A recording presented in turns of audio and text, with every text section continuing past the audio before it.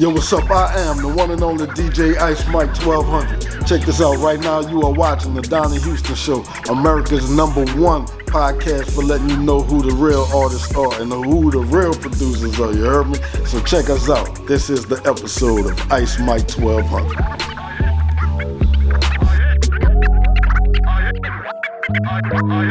Yeah, man, it's going down. It's Donnie Houston podcast. I am Donnie Houston. Check it out, man. We got special guests. You know what I'm saying? Well, we got a recurring guest now. You know what I'm saying? Damn near co-host at this point. You know what I'm saying? DJ Precise. We got Sice back in the house. You know what I'm saying? Oh yeah. I'm an honorary member, so I'm gonna pop in and pop out as much as I can with a lot of my Louisiana friends and New Orleans friends. You know what I'm saying? Yeah, for sure. Like this guy right here. Yeah. Today's guest, man. We got Ice Mike, man. What's going down, man? Man, I'm cool, and man, I'm blessed to be here, man. I've watched a lot of episodes, you know what I'm saying, and I'm very proud of what you do for the city of Houston and other artists, you know what I'm saying. So, you know, and then to have Sice here, I've seen the interview you did on him, and I know that's very worthy. So, you know, everybody, the SPC and Murder One and everybody was trying to hook me up with you, and this guy actually got me to be here. So, man, I'm really good today. That's what's up now, man. It's an honor to have you, man. How everything going, man? Man, it's real good. You know, just staying productive and, you know, doing what I can to bring up other artists and producers and stuff like that. So, yeah. For sure. You still doing music? You still in the music, or what you got going? Definitely. Yeah. I'm not dead yet, so you know I'm into music. But right now I'm working on a guy named Holly Grove Red from New Orleans out of the 17th Ward. A real awesome spitter. And Boxer Million is an artist. He's from the 9th Ward, but he's living in North Carolina. So we're doing some work through the internet or whatever like that, and a few other things or whatever that I got popping that, you know. So. Yeah, man. He that's one of our guys right there. You know what I'm saying? That's one of our NOLA legends. You know what I'm saying? Ice Mike. Ice Mike. Yes. Man, yeah, you got it. You about to find out some things. No, man. I mean, you know, producer, rapper. I was looking up and I was like, Ice Mike, and I knew about the bust down thing. You know what I'm saying? We talked about that, but man, it was always this cover I saw that always tripped me out. The slamming these hoes, you know what I'm saying? And I was like, wait, that's Ice Mike, dude. Like, right. Well, you know, I used to bust a lot of comedy over my beats and stuff like that. You know what I mean? So, Bust Down, a guy that we know named Otis, had drawn a cover that I liked for his album cover. And we knew one thing: if we had the people talking about it, it wouldn't cost as much to, you know, kind of like promote it or market it, because with the content on it, we wasn't gonna get any radio play. You know what I mean? We kind of knew that part. So that was just kind of like, and plus also we knew that having a cartoon made it where the brand, whatever the product is, doesn't change. So if we get gray or we get burned up in a fire or whatever, the product can still last. You know what I'm saying? And be who it is for the people who love that.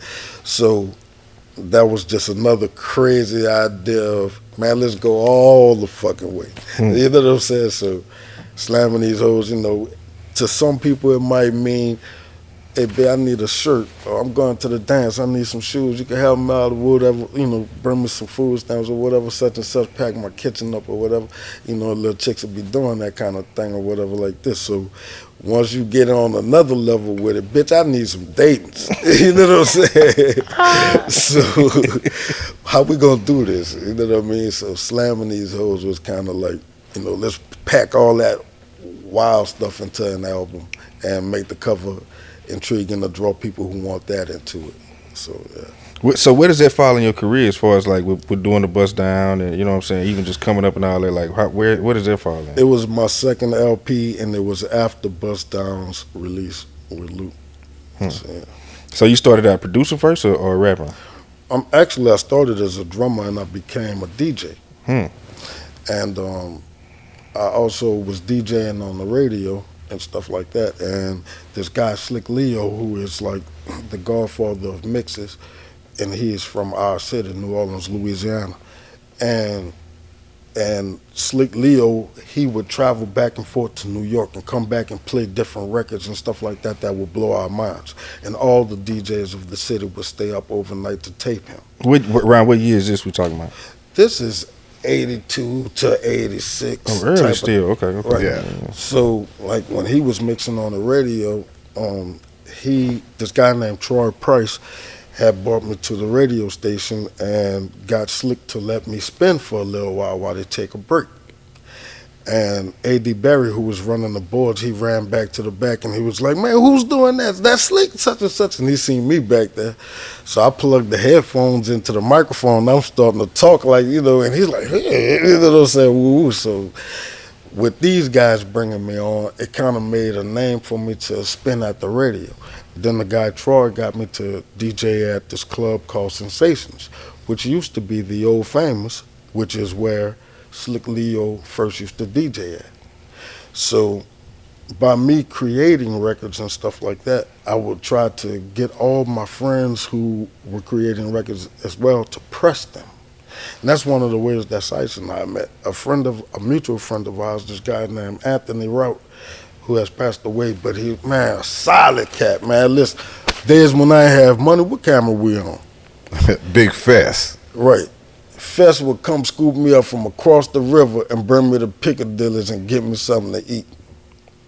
You dig? So, never to forget Fest. But anyway, so, we would, like, the books and all that from disc makers and Sice, they had a house that all of them chipped in and rented so they could DJ and produce and write and everything like this, right? And he brought me into the fold. So different people, artists that I knew or whatever, if it was Full Pack coming out with a record, I'm at this big club and I'm spinning over the radio. I'm playing my people. You know what I'm saying? So, man, we Full Pack, cause that was Right. Yeah. Right. Yeah. That was our DJ crew. Right. So Full Pack, I'm not an official member, but I'm a non-official member. He official, man. The tour He DJ, official. right? He official. So He official. different things of playing different people's records around the city kind of blew up, but I was able to DJ for the BRE. And Luke came into the BRE. And I'm like, hey, bro, because we had done shows with him in Mississippi and all that, Alabama and all this kind of stuff, with this guy named Melvin Foley. And I'm telling him, hey, bro, I got this new song. I produced it. We put it out on our own. You know what I'm saying? It's blowing up around the city. What year we at right now? This is 1990. So, So Luke, they had the Me So Horny, the 2 Live Crew. They own like. right. Oh, they own. yeah. They own. They was on. So Luke is like, I'm not signing anybody if they're not from Dade County. So I'm like, all right, cool, I ain't tripping. But I knew we had a hit already at home. But I'm thinking, man, it cost $300 to get into this party that I'm DJing at. So ain't too many people from where I'm from about to be spending no $300 to get in here. I'm thinking these people ain't gonna know the song. But something just said, play it anyway. And I'm on the DJ riser, and I see Luke Lil Entourage moving through the crowd or whatever like that, such and such. But I play it anyway. And the whole place starts singing Nasty Bitch. And I seen his whole little entourage coming back to the DJ booth talking about, can you have Bust Down back here at the Sheraton at room 1605, which camera I'm on, Luke in my line, you know what I'm saying? But any which way, that was the Bust Down entry. Brought him there, they click-clack. We were supposed to want the Wham, but Bust Down was kind of like, and I ain't prejudiced, but this is his words, let the white boy talk. Man, listen, that was a foolish move of mine. But at the same time, I was young and G back then, or whatever like that. So anyway, records that I had recorded and set to press, that we recorded before that, or whatever, started to release, after that. So I formed an album right then after that. So by the time it dropped, it was like 91. Bust Downs dropped in the beginning and I dropped in the end. So that was my first album, True to the Game. You know? So what ends up happening with the whole? How y'all tell me about the whole bust down with the Luke situation? How y'all, that whole time, like, what I mean? Well, Luke said that he was coming back for us in 3 weeks. I was going to New York to produce some records for Rob Bass. No shit. Yeah. So How you link up with Rod Bass? This is all through the BRE well, and all this? no, I was a DJ for a group called the Deaf Boys, which was the first record I released with this guy named Kenneth Taylor. We started a record label called Rhythm Street Records. And the Deaf Boys, we had won this talent show for the WYLD Citywide Talent Show. And I wound up getting on a tour with my artists, and we was with NWA, Michelle A., Rob Bass. Some shows had different artists on it or whatever, so you might have Too Short or K Solo or this or that or whatever. So as we went to Hawaii and stuff like this, so over there we don't have nothing to do on days that the shows wasn't. So one night we doing this one show on this boat that takes a big ride out into the ocean while we DJing on the boat and having a big party, and then it comes back or whatever. So while we out there waiting, because the boat goes out there and sits a while, Rob Bass comes at me and he was like, man, I heard all the stuff that y'all was playing at the sound check and stuff like that. He was like, you do those beats and stuff? I was like, yeah, man. And back then I'm not realizing that I'm actually a producer. Back then it was like, if you the DJ, you make the beats. Yeah. You bring the drum machine, you bring the turntables, you do this for real in front of the people if you the truth. Yeah. You know what I'm saying? I'm not realizing that when you telling a rapper how to rap on a beat or where to stop or That where, you producing them. Right. Arranging, and he don't know he arranging. Right. So at this time, I'm just intrigued that, man, Dre on some of these shows with us, and he gave me a little compliment in the elevator or whatever, and now Rob Bass is wham such and such, so I'm just going. You know what I'm saying? But my rappers with me, and I'm thinking, man, I'm gonna come back with this money and record our records. But when I got back, I guess my rapper thought, man, he went out there, he dealing with them. Now I know that, the DJ was the thing of our group, you know what I'm saying? Kind of, even though Fresh Prince could rap, it was kind of like that, where it was more of a shine on the DJ for the moment to get us, some spotlight. But I guess he thought, since they like him, he gone. But I was thinking, man, I'm coming back and going to the studio with my partner. When I realized that he was quitting on me, and he had already X one of the other rappers out of the group. So if you X one rapper out of the group and then you quit, you never really had no idea of, what is he going to do to continue. So I never didn't even ask him, hey, bro, what's going on or why or this. Let me write a rap. You know what I'm saying? Because I got studio time booked. You know what I'm saying? This, that, and other. And whatever it was going to be, I was going to make something. I don't care if I ain't have no drum machine or whatever. If you give me 2 cups and a pencil and something metallic to tap on and EQ and a compressor, I'll make whatever that's small sound big and whatever that's big sound small and get my voice in between that some kind of way and give you a full sounding hit. You know what I'm saying? And not to blow my own horn or nothing like that, but just saying you can put me in the studio and I'm gonna come out with something. You know what I mean?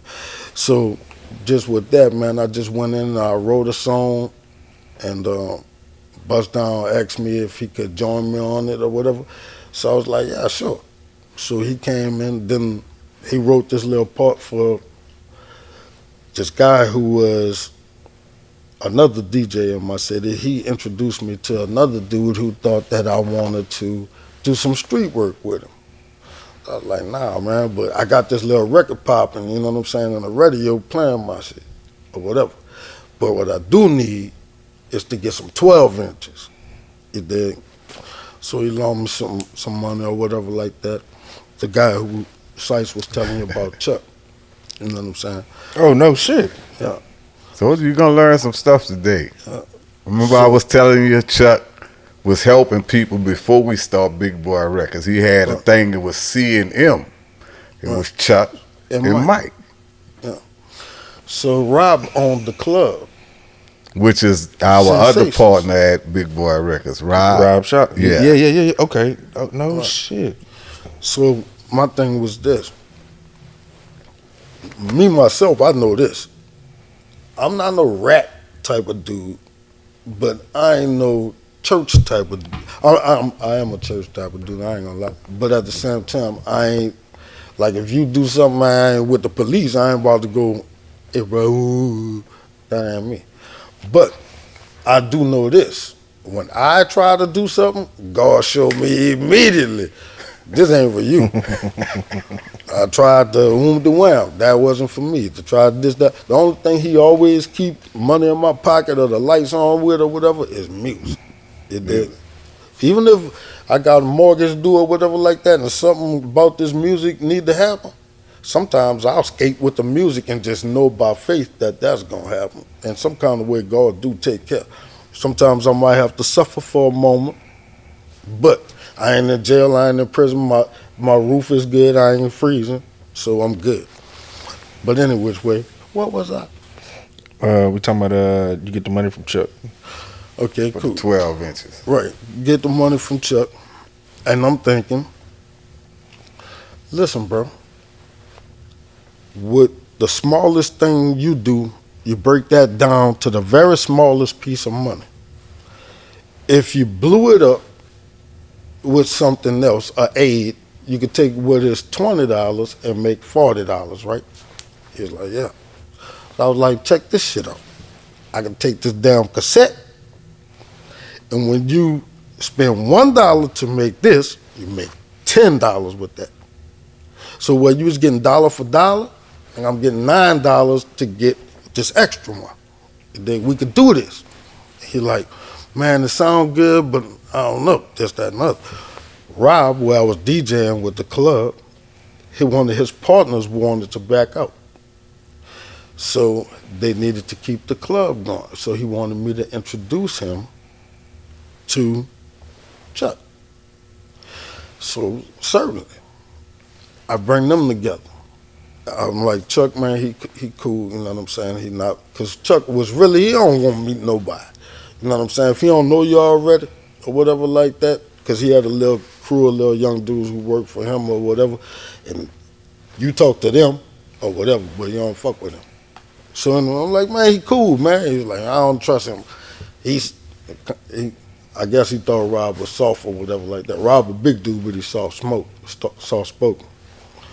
But anyway, they click clack, and we was gonna do this thing, power move concerts. You did. So they come together, they get the club is saved, the concert go down, they bring me, Bust Down, the Ghetto Boys, you know what I'm saying? This type of thing, U.N.L.V Lakefront Arena, you know what I'm saying? In fact, Bust Down was sick, and MC Thick didn't show up, so I get to be the first rapper from New Orleans, Louisiana, with a record that rapped in a concert, not just a talent show, because they had the talent show already in the U.N.L.V Lakefront Arena. But I'm the first rap artist with a record to rap in the U.N.L.V Lakefront Arena in a concert after it opened, right? But that's thanks to Rob Shaw, a guy named Tommy T, who used to help us Tommy T. as well. You know what I'm saying? But just different things, that I could do to help Chuck or to show him that I was thankful. Because when I bought him the money back, I was also trying to show him, because Rob had me to write down a list, because I had convinced Rob to be my manager. Because I did a lot of shows with so many artists that he would bring to the club. You know what I'm saying? So I was trying to get people outside of our city to hire me, but just talking for myself, man, listen, $200, $300 wasn't doing it. You know what I'm saying? But Rob knew how to get 1,000 every time at least. So, man, I'm this little 17-year-old dude. I'm on the radio. I'm rolling on Dayton's for real. It ain't just on a record. You know what I'm saying? I'm DJing at the biggest club in the city. You know what I'm saying? This, that, and other. I'm going out of town in limos. You know what I mean? This man is helping me be somebody or become somebody. So I'm trying to help every artist that I can out. You know what I'm saying? And bring them along, too. So I was going to your records. my partner Tim was an awesome rapper who was supposed to be on Put Your Ballads On with Bust Down, which is the flip side of Nasty Bitch. But bringing his tape, demo, to your records, it exploded. I didn't get to produce it, but another DJ who was of the first group, the Ninja Crew, which was the first group that everyone followed and was proud of from our city, which included Gregory D, DJ Baby T, and Sporty T. Sporty T helped so many of us, and he also was a rapper who got a record deal by rapping on the telephone to Foresight Records in Florida, which was unheard of for another state to reach out and help us because they thought we was country at first, until me and Sice and a dude named Manny Fresh and a dude named KLC, we changed the city because people had made records before us, but they didn't do nothing. They didn't have nobody to play it on the radio to make it big. They didn't have no DJs who was really taking our own records and playing them at the schools and the dances and these different types of events or whatever like that, blowing ourselves up. Yeah, we supported each other. Right. You know, we supported all the DJs, supported all the DJs. We support, you know, he came out with a record. He ain't had to worry about us playing it. Right. And we already in sync. We running that. Right. They came out of the record, they ain't have to worry about me playing it because I'm running that. You know what I'm saying? So just with that, you know, we blocked out our own market. So LL Cool J couldn't sell a record in our market. Whoever couldn't sell a record in our market. And we loved them. So, you know, no hate to y'all or nothing like that. But that's just the way it was at the time. Yeah, we was doing 80 to 1. You know, I was working at the record store. You know what I'm saying? We was doing 80 to 1. Like our partners in crime was selling 80 to 1 Snoop Dogg. You see? So we had blocked you can't come down here. We were selling we buying our own people's stuff. Tell me this. When we talk about New Orleans hip hop and the records that kind of really define the city, you know what I'm saying? Like the early records. What would you say are like the first maybe 5 or so records that really define the city for what it was? We destroyed Buck Jump Time, Baby T Rock,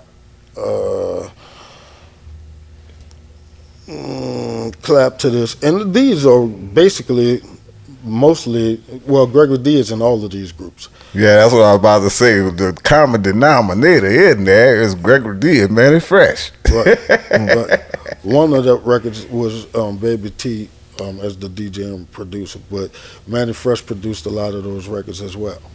So and Greg, and that's crazy too, because Greg produced a lot of stuff for himself too. Like a lot of the stuff Greg was producing, and Manny was the DJ, but he wasn't always producing all of the records. He had the hot stuff though. Right. But and also Greg is a drummer too.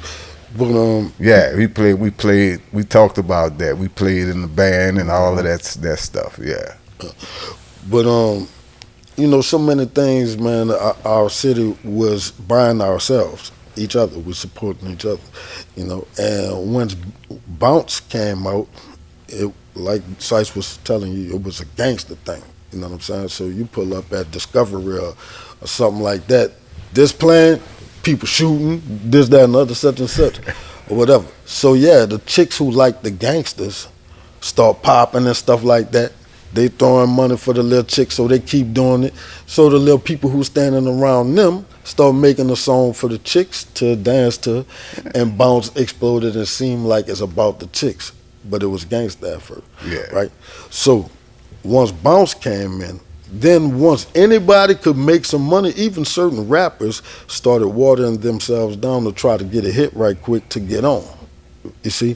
So that was the giveaway.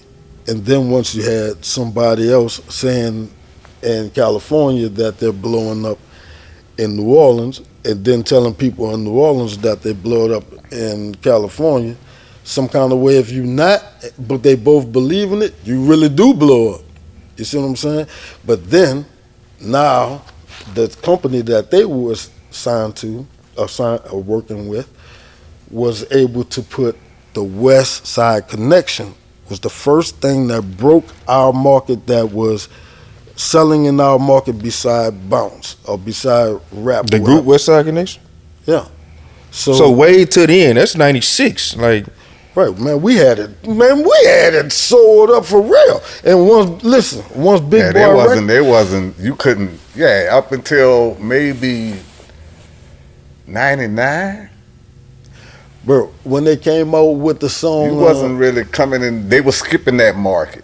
Right. Like they'll skip the market. Like they'll go you couldn't boom, sell boom, boom, skip over New Orleans straight to Houston. Or go from Houston to Mississippi somewhere. Then they bouncing over that. They like, nah, we ain't even wasting our money in that market.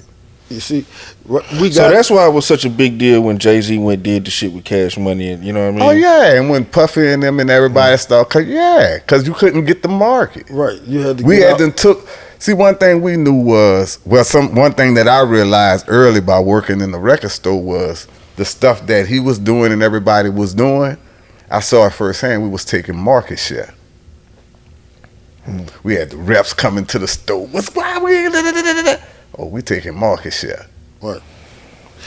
And he is working in the center of, the epicenter city. Of not only the city, but where all the artists have to. Yeah. If you want to have a high record, right, you got to come to the store. Right. I don't care where you from. You got to come to the store. Right. This is the store that, even though they had Peaches as well, which is family for all the DJs and artists and everything like this. But Gary Rosenthal, who is the owner of Odyssey Records, which was once on one side of the Carrollton shopping mall and it had moved to the other side. But the entire time, all the years, and it also had a Canal Street location. Yeah, they had Canal and in the east. But all the real heads, DJ heads, hip hop heads, or whatever like that, you go to Odyssey. You see what I'm saying? Sice and Fest worked in Odyssey. Man, I wanted to work in Odyssey so bad. Like our whole crew worked in Odyssey. Hey, like bro. our whole DJ crew. That shit sounds so loud, because that's back when the record store really meant something. Yeah, it really meant something. It really meant something. Right, just the experience of going there, by these being DJs or whatever. Once they speak to you at the door and everything like that and point you to what you're looking for or whatever, nobody ain't bothering you. You know what I'm saying? You really could dig. You know what I'm saying? And they play it like you going. We had 2 turntables. Right. 2 1200s in there. Right. People doing sets and shit. Oh no, we in there mixing while you walking through the door. Right. That's how we selling live. you the record. Like, what's new? Oh, hold on. Zoop. Right. We'll pop it open. The rep just come put it on the shelf. I'm popping 2 open. You know what that is, huh? Yeah. We going back and forth. All the DJs know that. Right. How you rub it on your leg, you pop it over. Right. Pop them things out, put one on there, instrumental, acapella. I got. You can tell we what in there it mixed getting with. it. We selling records. Right. And the owner of the store had an awesome system in there. Oh, no. You couldn't tell Oh, what this the was music. his shit. Right. What wasn't that? We couldn't afford that. Hey. The owner was like, nah. We getting 12s. We getting the speakers. We getting everything. You going Odyssey, man. And listen, before all these chain record stores had like TVs in the stores or whatever like that, man, this man laid the store out for all the DJs to, it was a place that you wanted to hang out at even after you bought your record. You know what I mean? So, and then you never know who you might bump into or meet in there. Because it was in the back, he had we distributed to all the other stores in the area. Right. So we were the local distribution, the local one stop at the same time. So you might see somebody he might come in there to sell, consign his records. Right. And then a guy from another city, local city, over, walk in, and then he gets a chance to consign those records to him. Exactly. You see, so, you know what I mean? It helped us. It helped our city not only support ourselves, but at the same time, it gave us the support to be worth something. You know what I mean? And that's why it's so important today for all the artists that are from Louisiana or from New Orleans. to actually nurture each other, and anything that you find, pass it on to a brother or a sister who may need your help or may not know what the different things mean, or the different types of attitudes they could bump into, or the different types of people who could have ulterior motives. And always copyright all your material before you let anybody in, even your mama, your sister, your brother, your cousin, or any of that shit. But at the same time, once you copyright it, click the box that's on your copyright that says not a work for hire. And as long as you never sign a work for hire, which is actually, let me break that down real quick. If I tell you to come to the studio, and you come to the studio, and you didn't have to write anything, and I tell you what to say, I own the copyright of that. So then it is proper for me to tell you, sign this work for hire, which means that you performed it and I own the copyright. The trick is some people will let you come into the studio, you bust a rap that you didn't spend your heart writing and thinking, man, I'm gonna make my mama rich with this one. And then somebody give you $50 and then tell you sign a work for hire, and you think work for hire means, oh, he paid me, so I was hired to do this work. This is what this mean. Law, entertainment law words and regular words are not the same things. So when somebody has you to sign a work for hire, what he has just done is taken the copyright of something that you thought you were going to make your mama rich with. So 30 years from now, when your record is playing on a commercial for Gap jeans or whatever such and such, and by this time they're saying shake that ass on a commercial or something like that, and somebody is getting paid, somebody's kids are going to college off of what you wrote and signed a work for hire copyright away to. So, yeah. Nah, that's real, man. Man, talk about, you got the awards up here, man. Talk about the legend of New Orleans, man. Oh, yeah, man. This right here, the 2023 Legends of New Orleans Hip Hop Award, is very, very precious to me. It's pretty heavy, and at the same time, man, it was given to me by the owners of Big Boy Records, Robert Shaw and Leroy Precise Edwards, DJ Sice. So that right there is something that is precious to me because, once again, I helped Rob begin with managing artists or anything like that. And to see Sice doing so many things for our city with their record label that, was started and stuff like that, to receive this, it means so much to me because it recognizes the fact that, while y'all was doing that, I was out here doing this too. You know what I'm saying? And even though you did it on such a level where I couldn't help but to clap for y'all. You know what I'm saying? Because it was good. You know what I mean? It's not like some people that I know that, man, you got your thing from me and you wouldn't clap for me if somebody told you I'm in the build. You know what I'm saying? Man, you wouldn't waste the energy to breathe a breath of air to sit my name on that air and let it float around the goddamn room, bitch. So just with that, this and who it is from means so much to me. You know what I'm saying? Because also I feel the spirit of Chuck is in it. You know what I mean? And Sporty is in it. And Tim is in it. And Fest is in it. These are our mutual friends. You know what I'm saying? So a lot of people get a lot of things from me. And to even be thought about, to someone to give something back to me, you know what I'm saying? Man, that shit is heavy. You know what I'm saying? And people have done it before. I got a lot of shit at the house that's, this, that, but depending on who it's from or what their motive was to do it for or whatever, such and such or whatever like that. Man, I got a little one, though, from Wicked Cricket, and that shit mean a lot. You know what I'm saying? And this one right here, this mean a lot, too.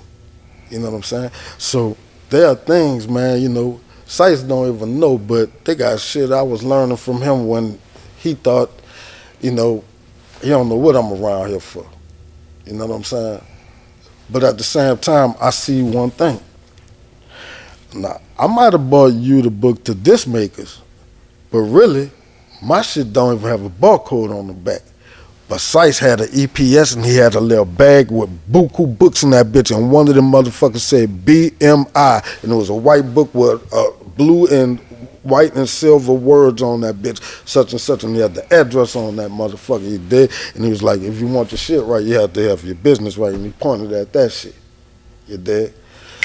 That's when I started Closet Castle Publishing. You did. Because my music at my house was in a big old fucking closet. I lived in an efficiency apartment. But different things, you know what I'm saying? That shit was my first thing, you dig? Then I learned different shit like a microphone. Like Sice, keep a plastic fucking bag over the microphone. So instead of keep taking my damn microphones and putting them in the locker, I learned a way to keep the moisture out of my microphones and keep the dust out of my microphones and this, that, and other. So little things, you know what I'm saying? Such and such, you know, back in the past, man, I had fucking the SP12, the SP1200, and one had a big floppy disk and all this kind of shit, this, that, and other, such and such. I'm a DJ. I'm a messy nigga. You look at B Street, you see motherfuckers with shit all on the wall and records everywhere with it. That's me. Yeah, me too, yeah. When I seen Sice had a fucking little thing with all the discs in that bitch, all the fucking, you know, everything was written on, everything was this, that, and other. He had another little thing with buku CDs. He worked at a record shop, and the nigga had all the samples when, listen, back in the G, listen, bro, because I'm going to tell you, there was a time when all of us stopped sampling, and all of us started writing, and that was helpful. But there was a time when sampling, this dude and this dude, none of y'all couldn't fuck with. None of y'all. And I ain't just talking about the radius of New Orleans, Louisiana. I said none of y'all. But any fucking way. You know what I'm saying? You gotta feel that, you heard me? Anyway. Like that part. Right. Not no fucking joke, bro. You know what I'm saying? Yeah. Shit that I was doing, like even cutting tape, like back in the days we would take the half-inch reel after the shit dumped off of the 16 to the half and cut that bitch and put all the copies in a order and design the rhythm of the breakdown. These days, nigga could press a button that said chop and it's chopping the whole 16. Yeah. But y'all think y'all autistic? Little children, sit the fuck down, bitch, because let me tell you this nigga here, that was who was giving me a run for my money and keeping me on my toes. And I'm more than sure I know motherfuckers who I'm keeping them on their toes, because bitch, you still ain't caught up. You know what I'm saying? So the shit I'm listening to now on these little dudes who got these MPCs and all this shit that chop it for you or whatever like that, it's exciting and I support them and I'm behind that shit or whatever like that. But man, I'm about production. You know what I'm saying? As before we started this show, I was just asking Sice about a trick that he did in his production. Now this before we ever had plugins or none of that shit. This is bringing your shit to the studio, and maybe we was up to ADATs at this time. You dig? But we about to tell you one. But it's okay to drop the whole thing? Drop it on.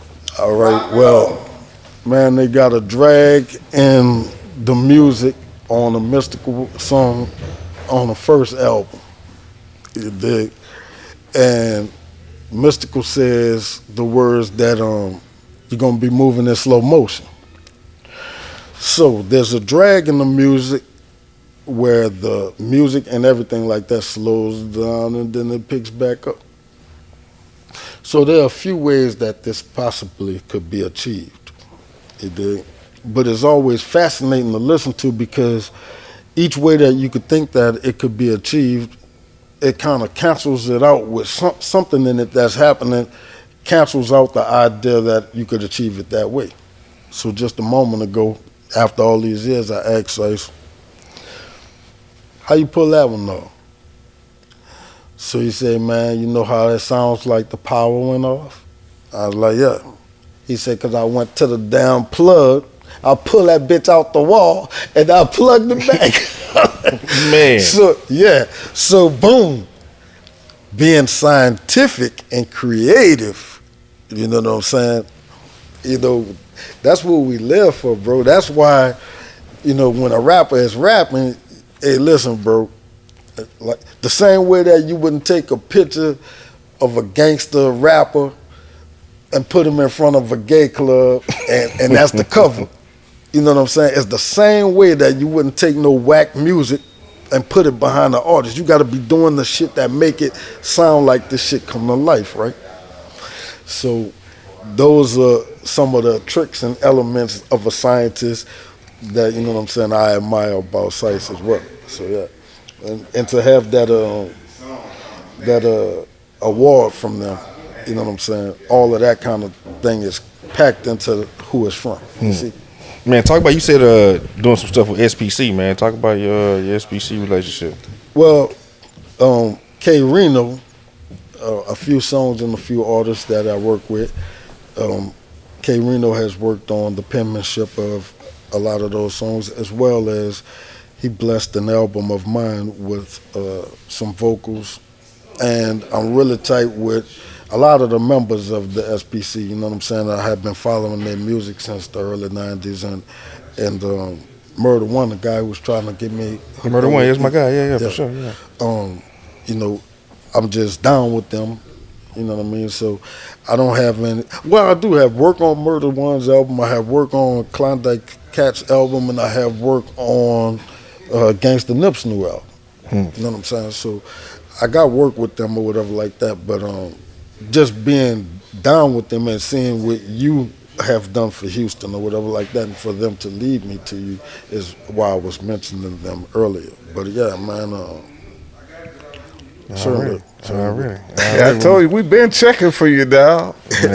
We've been checking for you now. We don't think we just popped up and just got our hand out, but we've been checking for you. Right. Yeah, in fact, I had reached out to you one time. I think we might have messaged. Like when you talking, you said Murder One. I'm like, I don't know if we messaged. Or it was something. One time you was interviewing Lil Kiki, and I was telling you that in New Orleans, I used to DJ and play that song. You know what I'm saying? Before it was a hot thing. You know what I mean? Yeah. Because it's lasted years now. It's a legendary song. It's in the cement. You know what I'm saying?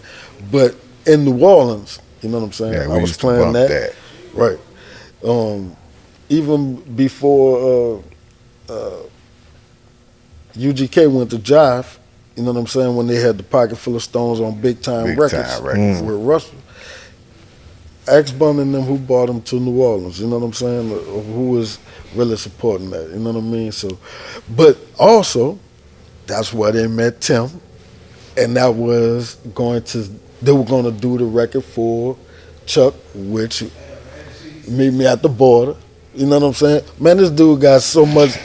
Listen, as I'm doing things, he doing things too, you know what I'm saying? Yeah. So we always been some kind of way. You know, I'm not messing with your work, and you're not messing with my work, or whatever like that. You know what I'm saying? Nah, we ain't that. We respectfully don't. Right. You know, don't. Because I'm gonna tell you, bro. This dude is like, if you think Dre is precise with it, times 10. So I ain't touching his shit. You know what I'm saying? Like that. I ain't touching his shit. You gotta go to him. Right. But as well the respect, you know what I'm saying?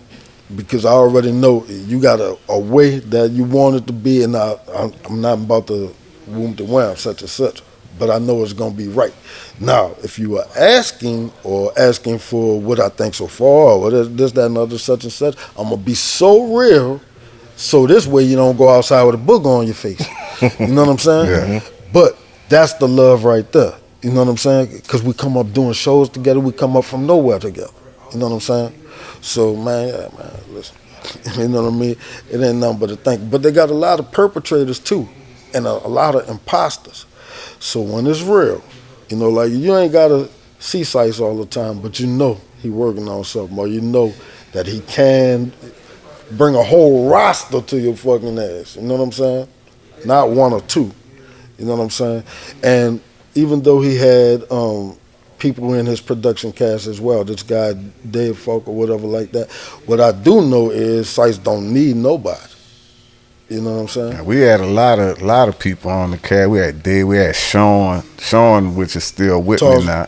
Yeah, who went to the guy played on all of the guy. That's how I wound up having to get Dave. They poached Sean from me for Cash Money, man. That was the first. That was when Cash Money started getting that.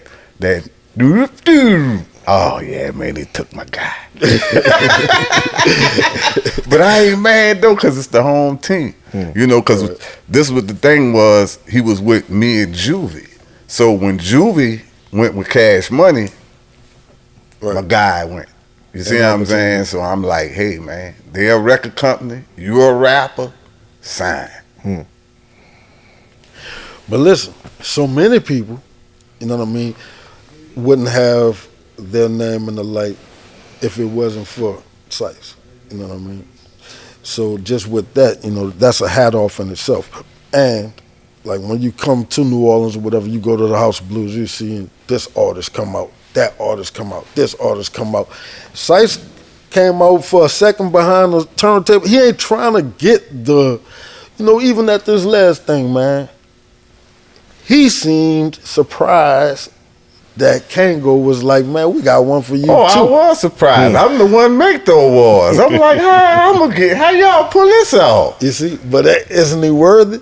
Most definitely. You know? You know, I'm used to giving, you know, and if they don't, we come from where whoever in front, no matter who that is, you make them shine. Boom. And see, that's the catalyst of how all this shit began to begin with. Because in my apartment, me, Tim, Bust Down, Thick,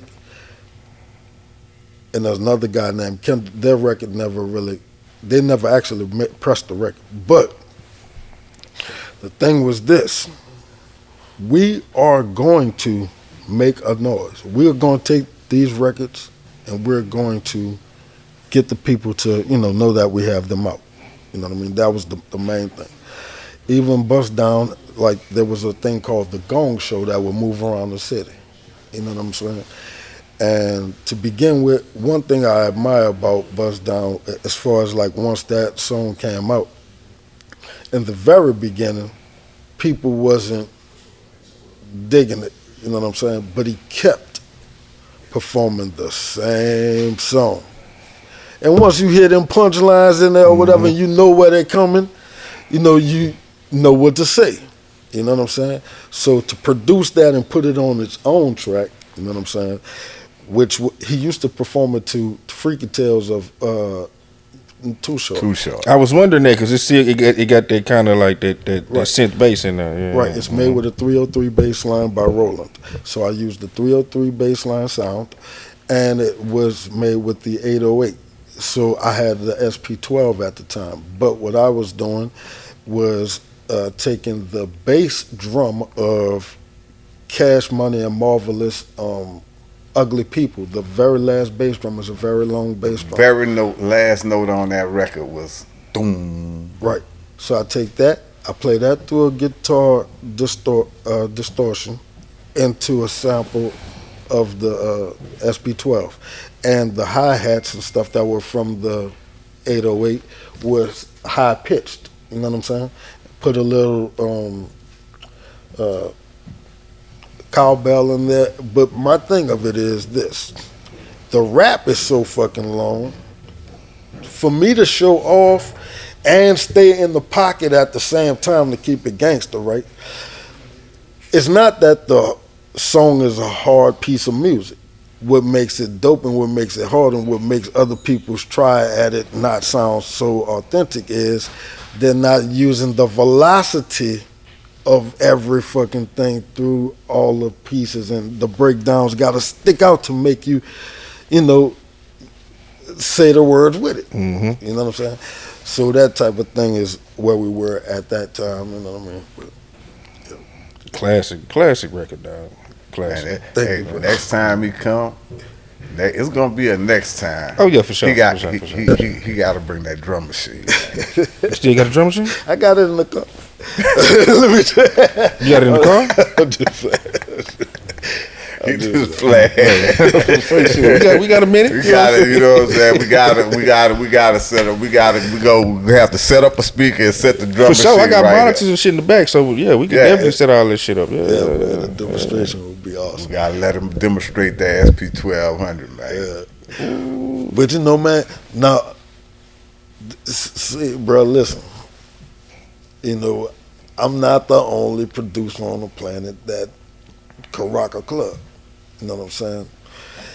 This dude right here, I mean, you come in the club, if I'm is playing, see y'all around here, y'all love Here I Go, y'all love Man Right Here and all that.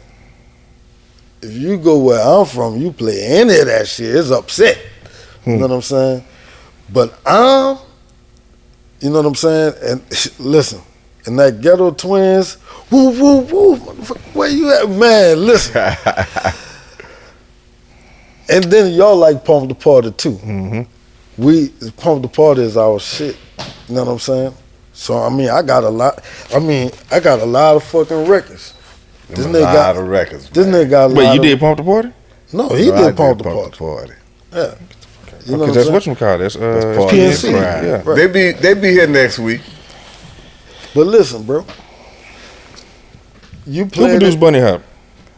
That's Lafayette. Right. Okay. Baton Rouge or something like that. So, Lafayette. Yeah. Lafayette area. Yeah. That area. But Pump the Party will flip the party upside down. Man, that's a classic, bro. Right. I'm a DJ, bro. I can tell you, I can play this shit 3 times in the fucking road. They ain't gonna be tired. You know what I'm saying? They might ask for that bitch again. Especially if PNC in the building. You know what I'm saying? So, you know what I'm saying? I'm not the only hit maker out of our city. And I recognize that, and I'm not no hater at all. So I give you yours when you need them. You know what I'm saying? So, Precise, man, you know what I mean? This is very... I recognize him. You know what I'm saying? I recognize him for who he is, for what he contributed to the city, to everybody's success, not just mine, but, you know, he's talking all that good shit about me, but I could sit here for an hour just on this motherfucker. You know what I'm saying? Like, that's why he's sitting there. You know I ain't bringing them unless they special. If they ain't gonna raise down in Houston eyebrows, I ain't putting you on the couch. Definitely raised mine today, man. For sure. Man, I'm truly honored, bro, and I'm thankful and grateful. You know what I'm saying? And this is the first one, like I say, but I'm gonna have to have you come back and you know what I'm saying, do some more stuff for sure. But I mean, man, listen, bro. I mean, see, they got things that some people don't even know that I know that is important, like Lil Ignorant. That's a whole nother You know what I'm saying? He done brought out something. He about to raise another eyebrow, but we gonna save that one for next time. But I'm gonna tell you this. You see why all these people are playing like they want to be record labels and producers and this, that, and other, such and such. Back in the G, we had to at least have $1,000 to put it on a record to try it, to see if it's gonna work. Yeah. You know what I'm saying? That's number one. Plus, you had to mail things places or FedEx things places, so it's going to at least take you 24 hours or maybe a week to get even a call or say, man, we got it, we're going to listen to it in a few days and let you know. You know what I'm saying? All these type of different things we had to go through in order to get places. So it's not a microwave thing. You know, maybe I'm the man of the hour right now, but I can't just sit beside another person that's larger than me actually by his accomplishments and the shit that we do and respect each other for mutually. For me not to speak on it would be an idiocracy or meaningless for our city for me to sit here and be speechless, like a lot of people sit on the couch and be speechless when they could mention me too. You see what I'm saying? But for that fact, all you young producers who are learning about us today, you know, there was a New Orleans first that people thought was country, and they didn't want the records from there, and they didn't want to hear the artists from there or anything like that. But who dressed the artists up? Who gave the artists showmanship? Who gave the artists a sound? You know what I'm saying? This dude here got braids and mystical hair. This dude here got the khakis on like he old dog or somebody, and the music sound like that. It sound, you know, if you listen to all the different albums, there is a difference. You know, so we're talking about the origin of all these artists of who we are. You know what I'm saying? And with KLC included, we are the sound of the city. So all the new producers, we invite and embrace you into the music game. We ain't against you, and we support you, and we rooting for you. But we want you to be really consistent at learning at your game, being on top of your business, copywriting and publishing all of your stuff to make sure that it can get placements and you can get money and feed your family. That's number one. Also, spread the ways to do that to the worthy people who are not trying to clip you down while they're trying to race you. At the same time, notice who we are and what we are doing for each other. You know what I'm saying? The type of things that we are doing for each other to lift each other and to keep each other going, even in an age where, man, health and all these other things, bills and all these other things, they kind of get in the mix of distracting what you are actually made and born to do. So I want y'all to stay focused, stay on top of your business, stay fellowshipping and also working out with people, you know what I'm saying? And when you bump into things that are not right, don't blame yourself and don't call it a loss. Call it a learning situation and understand what are the things that I can do to avoid that in the future. You know what I'm saying? And make the moves that make sense. If you gotta clip somebody down in order for you to seem like you the man, you ain't shit. You know what I'm saying? So it's just one to grow on. You know what I mean? That part. Yeah. Real OG game right there, That man. part. Well, hey, man, this is just part one, man. Ice Mike, I appreciate you coming through. Yes, sir. Sice, man, you know what I mean? You Oh, already know I what it got is, you. baby. I got you. Like how we sit down, I got you, babe. We good, you heard? Yes, Yeah, sir. already. That's what it is. It's Donnie's podcast. We up out of here. But can I just make one shout out real quick? I would like to shout out to my homeboy, Big Swift, who's another producer. Swift. Hey, that's my boy, man. Yeah, man, that's my brother, man. You know what I'm saying? Always holding me down, this, that, and the other, such and such. You know what I mean? Also, my homeboy, Junior Mac, who has Mac, a new yeah, product yeah. out. And Sice is doing some things to help Junior Mac and myself as well. And he's doing a great job out there. So all of y'all who can pick up on Junior Mac or pick up you some pimp shit apparel, that'll be super great, man. And we just love y'all from New Orleans and Houston. You know what I'm saying? You heard that, huh? New face. You messing with your guy. New face, What's up, ATL. baby? Yeah, already that's what it is. Hey, man, we up out of here. Donnie Houston.